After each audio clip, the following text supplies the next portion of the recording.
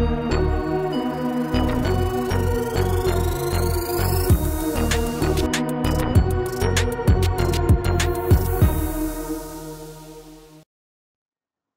pelajar semua, Assalamualaikum dan salam sejahtera. Sekali lagi bersama Cikgu Iki di dalam kelas pengajian am. Kali ini kita akan belajar carta pai bandingan. Bukan buat kek ya.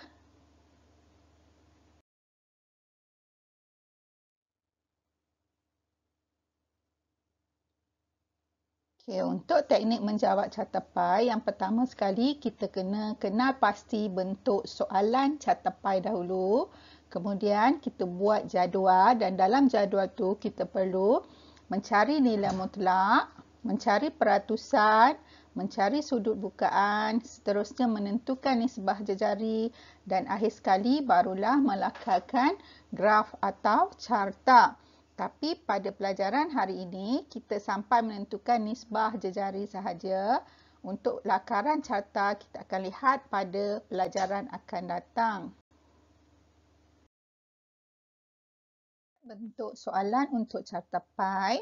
Berdasarkan maklumat yang diberikan dalam petikan di bawah, sediakan carta yang sesuai bagi membandingkan guna tenaga dalam sektor pembuatan mengikut kategori pekerja bagi tempoh tahun 2000 dan tahun 2002. Okey, jadi di sini perkataan yang menunjukkan dia adalah carta pai banding adalah carta dan membandingkan. Okey, untuk pai perbandingan dia akan membandingkan dua perkara ataupun dua isu yang berbeza sama ada dari segi tahun ataupun tempat. Contoh import dengan ekspor. Jadi kita nampak di situ dia membandingkan dua perkara. Okay, jadi di sini dia membandingkan tahun 2000 dan tahun 2002. Jadi apabila kita lukis carta tu nanti satu pai di sebelah kiri dan satu pai lagi di sebelah kanan. Okey, untuk soalan ni kita dapat tahun 2000 adalah di sebelah kiri dan tahun 2002 akan duduk di sebelah kanan. Okey, soalan yang seterusnya. Berdasarkan maklumat yang diberikan dalam petikan di bawah, sediakan carta yang sesuai bagi membandingkan jumlah pelbagai kenderaan yang disita mengikut negeri-negeri terpilih pada Mei 2004 dan Mei 2005. Okey, apa perkataan yang di sini menunjukkan ia adalah carta pai banding? Okey, bagus. Carta dan membandingkan. Dah nampak jelas. Okey. Yang mana di sebelah kanan dan yang mana di sebelah kiri? Okey, Mei 2004, Mei 2005, maka Mei 2004 akan duduk di sebelah kiri dan Mei 2005 akan duduk di sebelah kanan.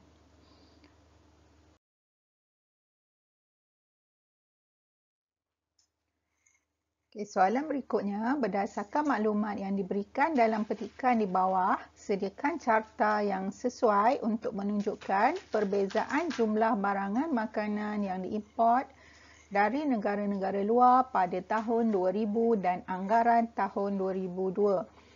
Okey, keyword di sini adalah carta dan perbezaan. Okey, pasangan dia kanan dan kiri adalah tahun 2000 dan anggaran tahun 2002. Okey, maka tahun 2000 akan duduk di sebelah kiri dan anggaran tahun 2002 akan duduk di sebelah kanan. Rukun ke kiri dan ke kanan ikut soalan. Okey, soalan nombor 4. Berdasarkan maklumat yang diberikan dalam petikan di bawah, sediakan carta yang sesuai untuk menunjukkan nilai ekspor dan import mengikut jenis barangan pengguna pada tahun 2002. Okey, soalan ni. Mana keyword dia?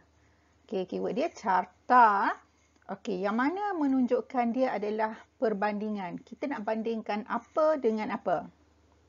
Okey, kita akan banding nilai ekspor dan import.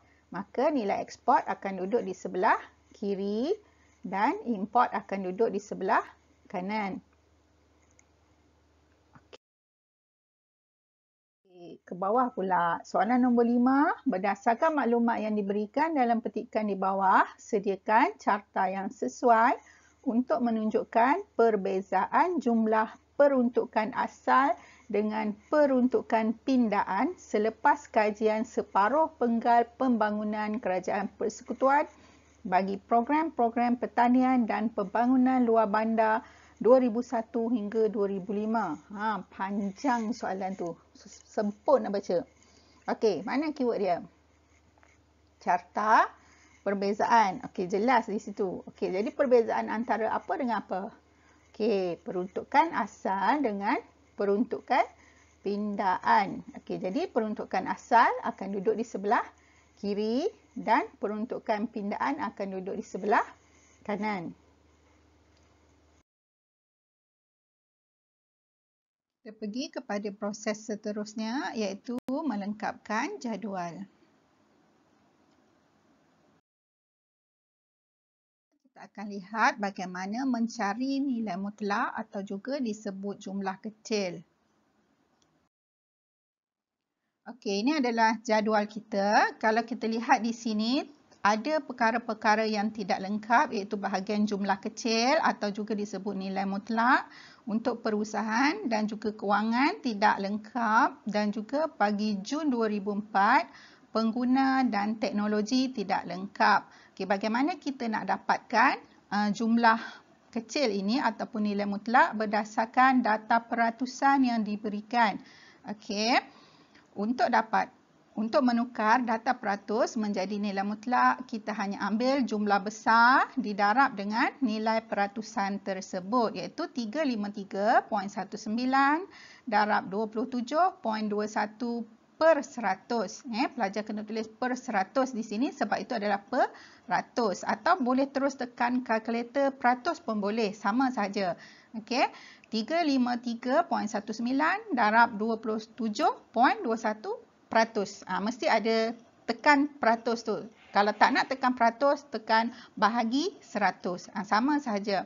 Okey, untuk kewangan, okey, 353.19 darab 21.74 per 100. Maka kita akan dapatlah nilai untuk kewangan di sini. Okey, sama juga dengan pengguna pada tempoh Jun 2004, okey, menggunakan jumlah besar Jun 2004 iaitu 373.66 darab 4.54 per 100. Okey, dan seterusnya untuk teknologi 373.66 jumlah besar darab 1.84 per 100. Maka kita akan dapatlah nilainya di sini. Maka bahagian nilai mutlak atau jumlah kecil dah lengkap. Okey, seterusnya bagaimana kita nak mencari nilai peratusan? Okey, kolom yang kedua kita kena lengkapkan adalah nilai peratusan. Okey, formula untuk mencari peratusan adalah nilai mutlak atau jumlah kecil bahagi jumlah besar darab dengan 100. Okey, kita lihat bagaimana kita nak lengkapkan. Okey, ini adalah jadual kita yang telah lengkap dengan nilai mutlak bagi kedua-dua tempoh. Maknanya kita baca dalam petikan, kita masuk, kita dah lengkapkan bahagian nilai mutlak di sini. Maka seterusnya kita mesti cari peratusan. Okey, untuk peratusan 16.04 tadi jumlah kecil bahagi jumlah besar 353.19 darab 100. Okey, yang seterusnya untuk perladangan di sini. Okey, contohlah kita nak dapat perladangan. Okey, jumlah kecil 19.77 bahagi jumlah besar dia adalah 373.66 dan didarab dengan 100. Maka kita akan dapat nilainya, kita masukkan semua ni. Maknanya kita lengkapkan kolom peratus. Okey, seterusnya bila peratus dah lengkap, kita lengkapkan pula bahagian sudut bukaan. Okey, untuk mencari sudut, formula dia adalah nilai mutlak bahagi jumlah besar darab dengan 360 darjah. Sebab satu bulatan sudut dia adalah 360 darjah. Okey, ini adalah jadual kita. Kita tengok dah lengkap bahagian nilai mutlak, peratus dah lengkap. Seterusnya untuk dapatkan sudut. Okey, bagaimana dapat 16.35 ni? Okey, menggunakan formula tadi iaitu jumlah kecil bahagi jumlah besar darab 360. Okey, ini sudut darab 360. Maka kita dapatlah 16.04 bahagi 353.19 darab 360. Jawapan tu kita ambil sehingga 2 tempat perpuluhan. Ingat sebarang pengiraan di dalam jadual tulis sehingga 2 tempat perpuluhan Okey, kita lihat pada contoh yang berikutnya 19.05 ni sudut. Okey, kita ambil 19.77 bahagi 373.66 jumlah besar darab dengan 360 darjah. Kita dapatlah sudut. Jadi ingat untuk peratus darab 100, untuk sudut darab 360 darjah. Okey, yang tadi kaedah secara biasalah asas dia. Okey, tapi cikgu ada lagi kaedah yang lebih mudah dengan cepat. Okey, dan cepat untuk kita dapatkan nilai peratus dan sudut. Okey, bagaimana cara dia? Yang pertama sekali mesti lengkapkan bahagian nilai mutlak dahulu. Maknanya dia pelajar lengkapkan nilai mutlak. Lepas tu kita akan lengkapkan peratusan dan sudut secara serentak, secara bersama. Maksud dia kolom peratus dan sudut. Kalau tadi kita lihat, kita lengkapkan peratusan dahulu. Lepas tu baru kita lengkapkan sudut. Kaedah ni, yang berikutnya kita akan tengok peratusan dan sudut secara bersama. Okey, jadi pelajar boleh pilihlah kaedah yang mana pelajar nak buat. Okey, kaedah kedua ni. Okey, kalau kita lihat, kita akan cari peratusan dan nilai sudut secara bersama. Okey, contohnya kalau pelajar lihat di sini, apabila kita mencari peratusan, kita ambil jumlah kecil bahagi jumlah besar darab 100. Kemudian apabila kita nak cari sudut, kita ulang benda yang sama, angka yang sama. Okey, nilai kecil bahagi nilai besar darab 360. Jadi itu agak buang masa di situ. Jadi kita shortcut dia. Okey. Kita cuma darabkan nilai peratusan dengan 3.6 untuk dapatkan nilai sudut. Berarti mula-mula kita cari peratusan, nilai kecil bahagi nilai besar darab dengan 100. Okey, jawapan tu kita terus tulis dalam jadual. Okey, dalam kalkulator jangan padam lagi, biar saja yang panjang-panjang tersebut. Lepas tu kita terus darab dengan 3.6. Okey, darab dengan 3.6. Untuk dapat sudut. Kenapa darab 3.6? Sebab peratus tu kita dah darab dengan 100. Okey, jadi cara dia adalah kita dapatkan peratusan dahulu. Okey, nilai kecil bahagi jumlah besar darab dengan 100. Okey, tulis jawapan dalam jadual. Kemudian untuk sudut, kita terus sahaja darab 3.6. Okey, boleh faham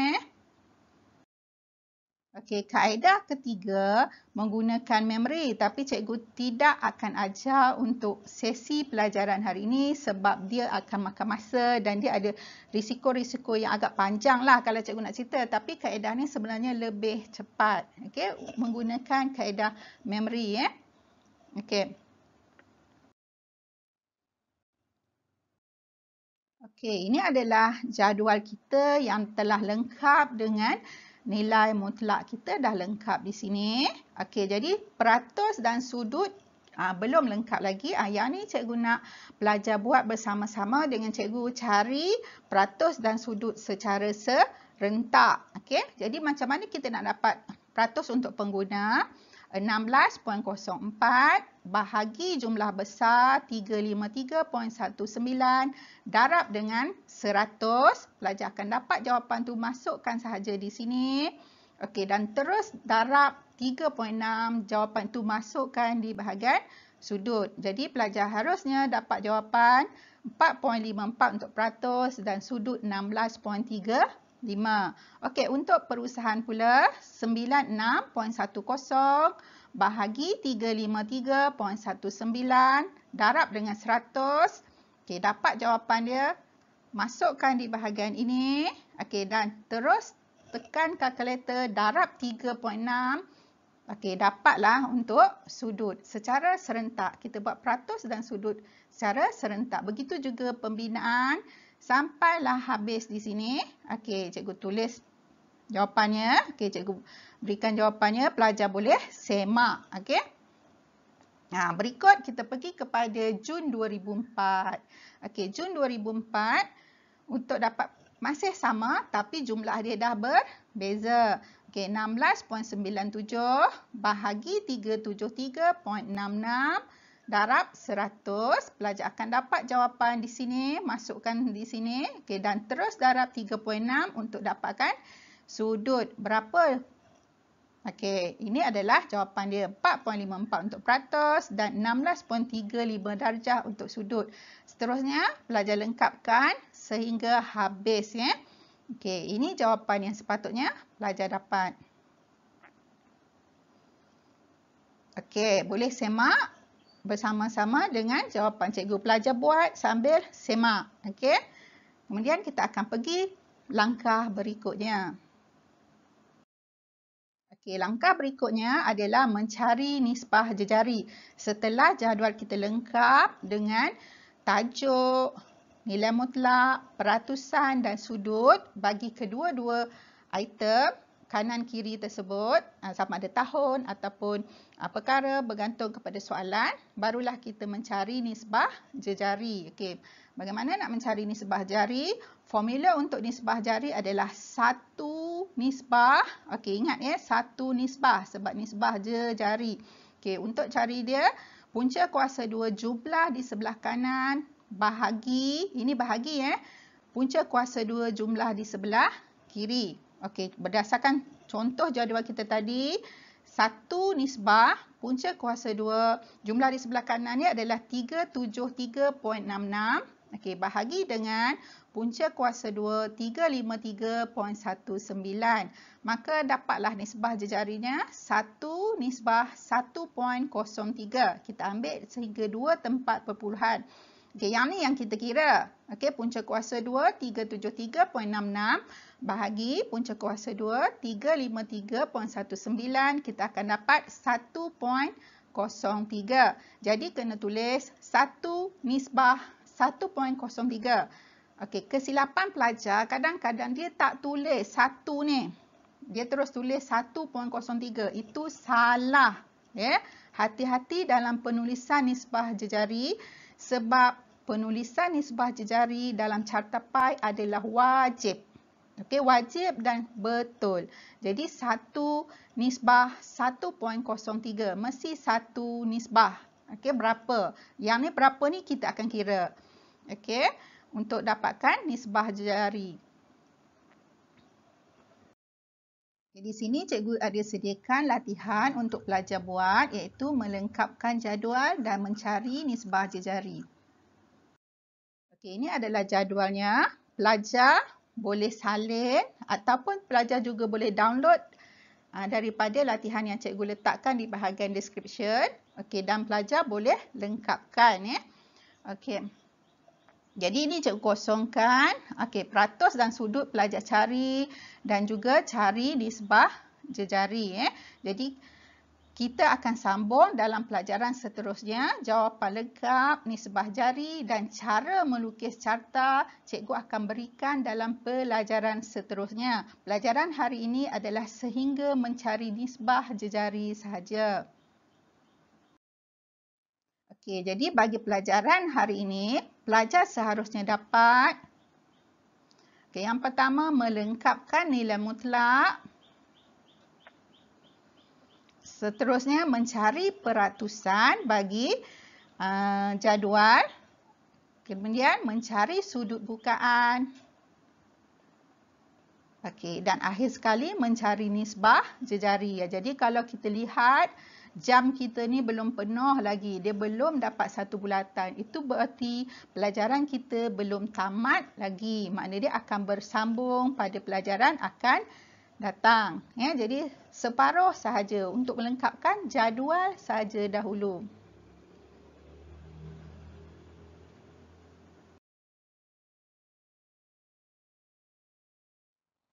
Sekian pelajaran kita kali ini. Semoga anda semua diberikan kefahaman oleh Allah.